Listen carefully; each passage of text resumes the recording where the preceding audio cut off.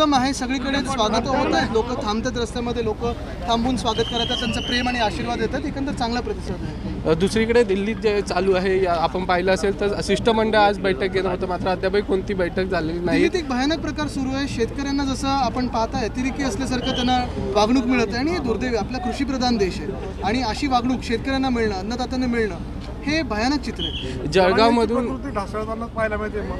बरोबर आहे, पण आपण पाहत असाल की एकंदर त्यावेळी देखील मी जास्ती काही ह्या विषयावर बोललो नव्हतो, कारण मुख्य गोष्ट हीच होती की विश्लेषण झाल्यानंतर आता आपल्याला कळतं की मुख्यमंत्र्यांनी फसवलं होतं आणि मुख्यमंत्र्यांची जी घटनाबाह्य मुख्यमंत्री आहेत त्यांचं जे स्टेटमेंट होतं आपलं काय बोलून निघून जायचं, हे आता खरं ठरतं. लोकसभा निवडणुकीच्या पार्श्वभूमीवर जळगावकडे आज आपण आलात आहे. जळगावमधून खरं तर मोठ्या प्रमाणात फटका पडला होता शिवसेनेला.